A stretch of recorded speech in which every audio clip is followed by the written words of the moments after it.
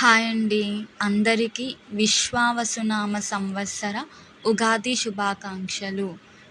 అందరికీ ఈ సంవత్సరం మంచే జరగాలని మనస్ఫూర్తిగా కోరుకుంటున్నాను. హ్యాపీ ఉగాది.